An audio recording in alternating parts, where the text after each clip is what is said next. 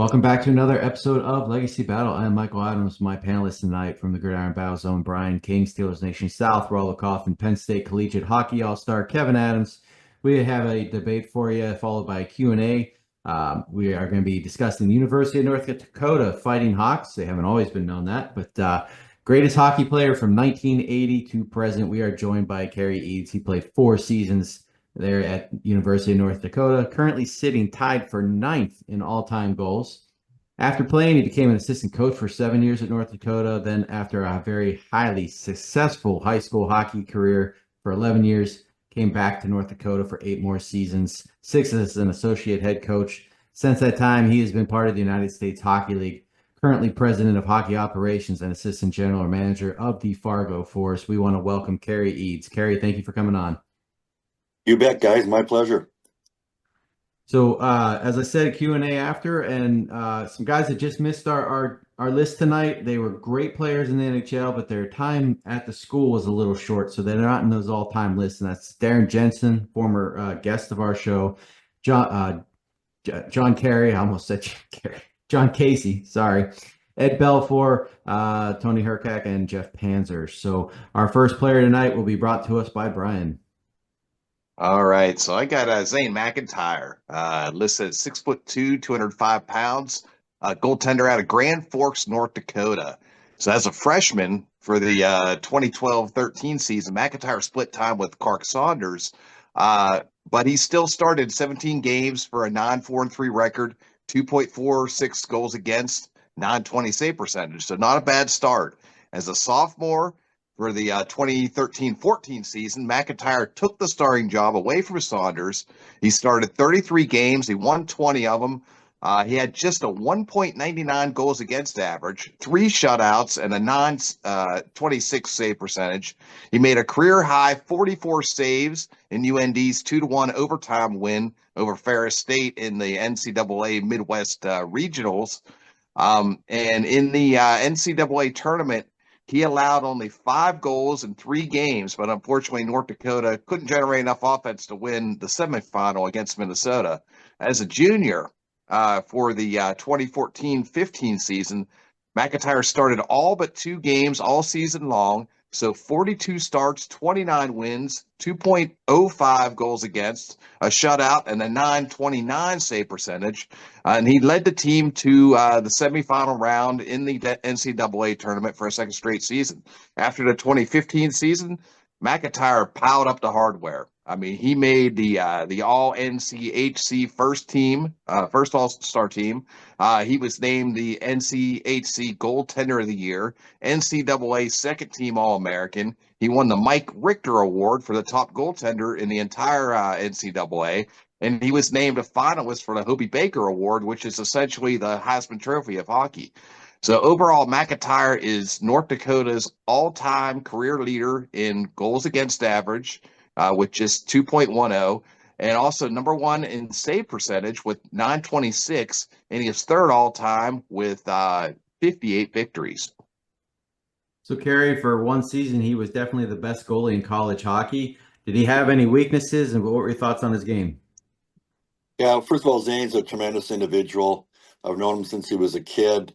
We better give a shout out to Thief River Falls, Minnesota. He may have been born in Grand Forks, but he was, developed and learned his hockey skills in Thief River Falls, which is about an hour and a half from Grand Forks. So I knew him since he was a kid. I was an assistant coach at the University of North Dakota at the time and recruited Zane. I left the year that he came in, so I never did coach him, but I did follow his career very closely, and we kept in touch. He's had a tremendous pro career. And getting back to your question of that season that he had at North Dakota was phenomenal. I mean, 42 games played, just to handle the pressure that gets, and just have the mental toughness to battle through. And the 205 save percentage, 929 or 929 save percentage, the 205 goals against average. To have any weaknesses, didn't seem like his opponents found it out. Probably his only weaknesses, he wasn't 6'3" or 6'4". That the pro NHL guys are looking for a long career, but he's still playing. He's playing in the DEL, which is the top league in Germany, and had a good year there. So, Zane McIntyre can definitely be discussed as one of the great Fighting Sioux goaltenders of all time, along with Ed Belfour, John Casey, Darren Jensen, and others, as you mentioned. Well, let's move on to the team's leading scorer. Go ahead, Kevin. Yeah, so I got Greg Johnson, may he rest in peace, passed away about 6 years ago, unfortunately, at the young age of 48. But Greg was drafted by the Philadelphia Flyers as the 33rd pick in the second round of the '89 draft, actually before he played at North Dakota. But he started in North Dakota, played 4 seasons there. He led the WCHA in assists twice and was placed on the conference first All-Star team 3 straight years in a row from '91 to '93. He was also placed on the NCAA West First All-American team in '91 and '93, as well as the second team in '92. Stats wise, he definitely has the numbers. He wasn't the best goal scorer, but he didn't have a total lower than 17 goals in a season is not bad. So in '89-90, he had 55 points, 38 assists, 17 goals. 90-91, he had 79 points. 91 to 92, he had 74 points, and 92-93, he had 64 points. He was the all-time leading point total for North Dakota with 272 points. He also averaged 1.75 points per game average, which is also a team leading stat. Out of their top 10 point scorers of all time, he has the third least amount of games played. The second place point total played 2 more games than him, and he was 7 points behind Greg. The third place played 11 more games than him and was about 45 points behind Greg. He's also the all-time assist leader with 198 assists. He had 90 more assists than Dixon, who Rollo is going to be representing. Greg Johnson, definitely an all-around player. He actually made players around him better with all those assists, and he has a point total to cap it off. So definitely has a strong argument. And he played for your Penguins in the NHL too, right? He did 2 seasons. Yeah, yeah. So, Cary, this guy had more assists in his college career than most people have points in their college career. So, just a fantastic playmaker. Tell us about Greg Johnson. Yeah, Googs is his nickname, and rest in peace, as you said. We sure miss him. Tremendous individual. What a leader. Was kind of one of my personal greatest recruiting coups. We were able to get him out of Thunder Bay, and there's a well-known coach by the name of George Gwozdecki. He grew up in Thunder Bay that knew the family, and we were able to grab him, and then his 2 brothers also followed to North Dakota. But Greg had a tremendous career at North Dakota. I believe he was a 3-time Hobey Baker finalist. Never quite did win it. Maybe the teams that he was on, didn't get to the Frozen Four or gain #1 notoriety. They had good teams, but not great teams, and sometimes that award goes to a top echelon team player. But he definitely was in that realm of one of the best college players during his era. His assists record still stands. He had eyes in the back of his head. He could. I sure would have liked to play right wing on his line. He, set people up for tap-ins, and then he was a tremendous two-way hockey player as well. And as his NHL career, his scoring started to decline, he reinvented himself as a defensive forward and was a captain on many teams, and just had a great career. Will be, discussed in any of the top 5 forwards that ever played at the University of North Dakota. We're going to move on to another goalie here tonight, and it's Carl Gehring. Looks like Goring, but we're going to go Gehring tonight. Goalie from 97-98 to 2001, playing 118 games, winning 80 of them plus 13 ties. So think about that for a second. If he was in goal, they had a 79% chance of not losing that hockey game. That is an outstanding, crazy stat there. Those 80 wins are the best by 20 tonight, and his 15 shutouts also are the best up there at North Dakota by 5. As Brian mentioned, his goalie Zane led in the goals against and save percentage, but Carl's, they're still very good. 2.23 career while they're at North Dakota and a .918 save percentage. He was named to the WCHA All-Rookie Team. He was a first team and second team there, even more prestigious. He's a 2-time All-American. In 2000, he led North Dakota to an NCAA championship. And the following season, he took them to the title game there in 2001. And in that 2000 season, he was named to the all-tournament team, which is for, the best goalie in the tournament. His play in 2000 was so good, they named him the Team USA. So he represented the country there. During that 2000 tournament, he was 19-6-4 with a 1.89 goals against average and a program record 8 shutouts. So that's just incredible. After his playing days, he became an assistant coach, and he has now coached for 12 seasons for North Dakota, and I'm sure next year will be number 13. Cary, your thoughts on Carl? Just a fantastic goalie. Yeah, he sure is, and or was. Is not playing the position anymore. And KG, he's listed at 5'8". I see on his elite prospects page. That might be stretching a little bit. It might be on his tippy toes. So those of you that know the sport well, to have a goaltender that small and be that competitive for a long, long time. I mean, he dominated college hockey when he played.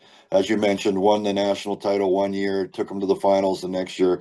And he wasn't just a good player on the team. I mean, he was the guy that catapulted everything to those national title runs. And then to play professional hockey for the number of years that he did in the NHL and AHL, just as a testament to his lightning quick reflexes, how he could read the game, kind of unique. Also, him and Zane McIntyre both played junior in Fargo, where I'm at now. And, again, with Carl, it was just his knowledge of the game. He had to be faster, quicker, smarter than any other goaltender that's obviously 6'2", 6'3". And as I mentioned, just dominated the sport. And then, turned to coaching and done a great job at North Dakota. You know, one of the few goaltenders I've ever heard of that have organized and run the power play, and North Dakota's power play under Carl's tutelage has been one of the tops in the nation too. So I think that's a testament to his intelligence of the game and seeing eyes through the offensive players, and that gave him a leg up to be one of the greatest goaltenders in North Dakota history. We're going to move to our final player, another fine NHLer. Go ahead, Rollo. We got Dixon Ward. Dixon Ward was from Leduc, Alberta, Canada. Played for the University of North Dakota from 1989 to 1992. His first year, he finished 11th on the team in points, but he really took off as a playmaker in the 89-90 season. Finished second in goals, fourth in assists, and second in points, averaging 1.53 points per game. Excuse me. He would finish second on the team as a junior, tallying 34 goals, which was second on the team and second in assists. He would finish his career as a senior, leading the team in goals with 33 and third in points and assists, and also second in penalty minutes. He would only make one NCAA. The team would only make one NCAA tourney while Dixon was lighting up the scoreboard, but he still and is the only North Dakota player to accumulate 100 goals and 100 career assists. He would get drafted by Vancouver and spent 12 years in the NHL. He was he was nominated to the UND Hall of Fame in 2009. Cary, Dixon was a finisher and had almost the power forward game there in college. So tell us about him. He sure did, and he teamed up with Greg Johnson many times. I was saying I'd like to be the right winger. Well, Dixon was, but Dixon wasn't just a goal scorer. As you saw his stats, he was pretty balanced in his scoring, was also a good passer. One of the unique things with Dixon is he really had I call it 10 and 2 feature with his blades when he skated, like so many players do, especially the Europeans. He could put his heels together and slide sideways around people, which really made him unique, and that's what helped him extend that into a long NHL career. A little known fact is, Dave Haxtell has had a tremendous impact on the University of North Dakota, not only as a player and a captain there, but all the years that he coached as an assistant and then a head coach for many years and then into the NHL. There'd be no Dave Haxtell at the University of North Dakota if there wasn't a Dixon Ward, because we were recruiting Dixon out of Red Deer. The Rustlers at that time were in the Alberta Junior League, and he was a top player and he had 130 plus points in junior hockey. But we kept going to watch him, and then there's no video in those days. This is the late 80s, and kept noticing this good stay-at-home defensive defenseman by the name of Dave Haxtell, and they're really tight buddies to this day. But getting back to Dixon as a player, that guy could really score the big goal. When the game was on the line, you wanted the puck getting to Dixon Ward. Greg Johnson would usually get it to him, and he'd be able to finish it. He was a pure sniper. He would only need, 3 inches by 6 inches to find the hole in the goaltender, and scored a lot of big goals over his career, not only at UND, but in the NHL. And, again, as you mentioned, deserves to be talked about as one of the greats at North Dakota. Well, let's move into our vote. Cannot pick your own. Kevin, who are you taking? I can't go with Rollo's because he's competing against my guy. But Strategy. this is tough between Carl and Zane. But I think we have to go with Zane. Better save percentage, better goals allowed average. Yeah, I have to go with Zane. Brian? I think I go Dixon Ward here. Okay. Clearly, And, Brian wasn't paying attention to all the information that was provided. Yeah, well, for me, Greg, he's just got so many more points. Dixon was a better goal scorer by far, but he did have Greg passing it to him. That helps. But Greg just has so many more points than everybody else. It's hard not to take him. So I'm giving my vote to Greg. Rollo. Gotta go Carl. Gotta go with the goaltender. Wow, one for each of us. Cary, you get to break our tie. Who would you take? And I know it's hard for you. Man, I'm too good of friends with all these guys. I got to play the political middle, but all tremendous players. Maybe I'll go out on a limb and support Greg Johnson. I really think he was, in the category of being a top 3 player all time at UND, and the 3-time Hobey Baker finalist, I think, stands on its own. Right. So that's a win for Kevin. Nice job, Kevin. You get first question here in our Q&A. Awesome. So Cary, you played in 3 Frozen Fours, winning 2 of them. So just kind of give us your experience in the Frozen Four. I know we just finished watching Western Michigan beat Boston here. So what is it like playing in the Frozen Four and winning those 2 titles? Yeah, it's memories of a lifetime. My freshman year, we actually beat the Gophers in Minneapolis on the final game of the regular season to win the McNaughton Cup, which was the WCHA regular season title. Then both of us were on different sides of the draw and made it all the way through to the championship game in Detroit, the old Olympia Arena, which was, we could go on and on about the story about that. And,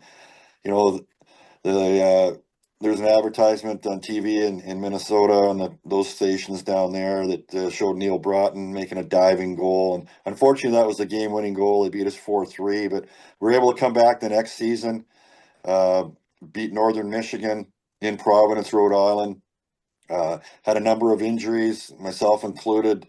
Mark Taylor, our leading scorer, got injured the first shift of the game, and Dougie Smales stepped up with a 4-goal and 1 assist, and Phil Sykes had 1 goal and 4 assists. So that was a deep team, a character team. We all really still connect to this day. And then in '82, I was fortunate enough to be on a captain on that team, and it was our 7th game against Wisconsin, and everybody knows we had a little bit of a rivalry with them that year. It was Badger Bob's last game, ironically, as a college head coach. He went on the NHL, and we were able to outscore him 3-0 in the 3rd period to win that national championship. And those memories are unbelievable.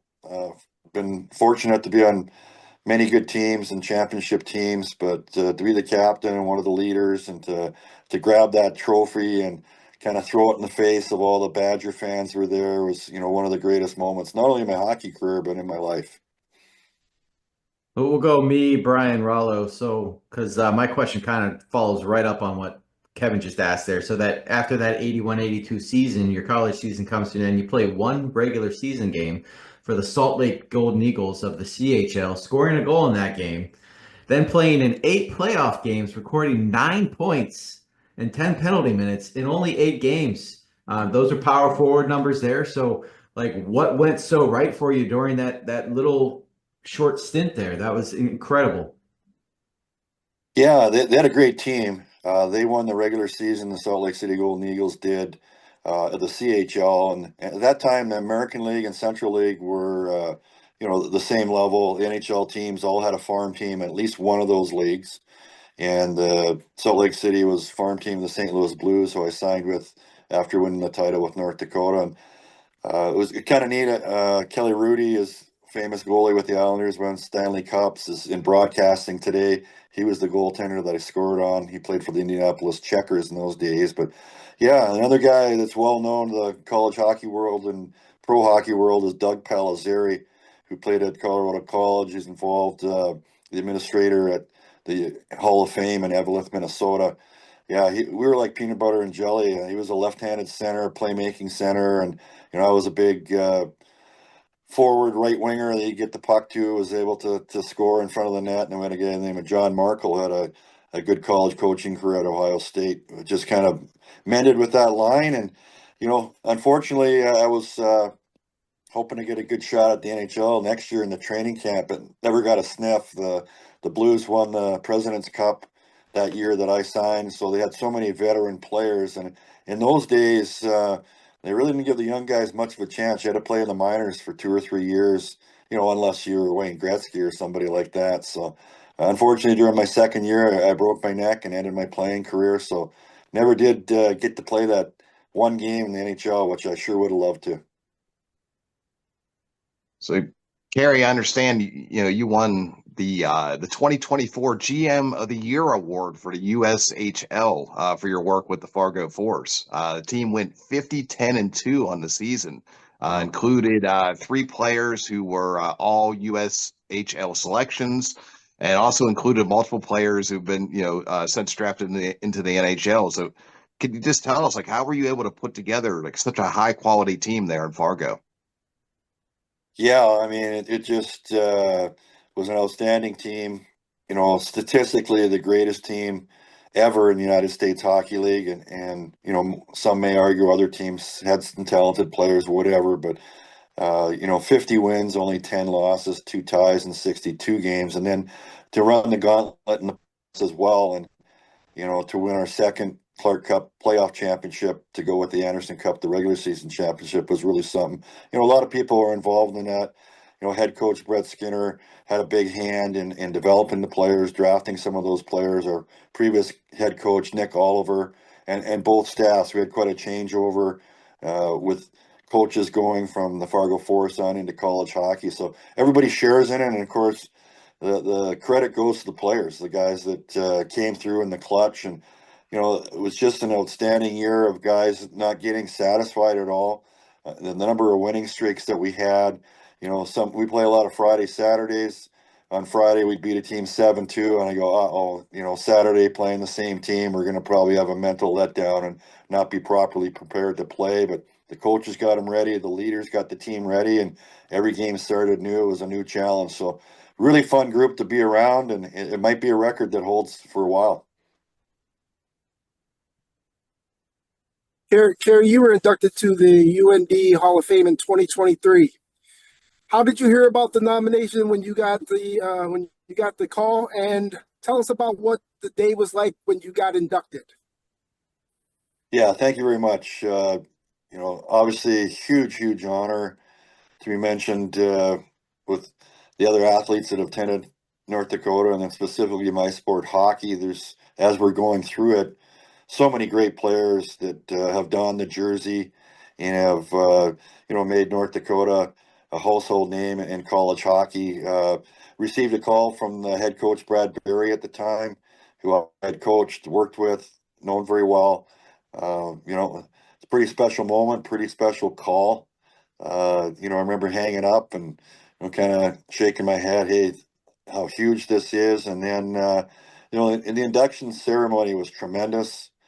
The UND Foundation and the athletic department put on a great event for the athletes from the different sports that were being inducted, and was able to have my family there. And they were obviously not born when I was a player, and missed some of the things, especially the first time I was at North Dakota as a coach. So it was kind of nice to have them learn a little bit more about their dad, and hopefully I've done a good job in representing the family as we moved along. But giant honor that to this day I still, cherish and are very proud of.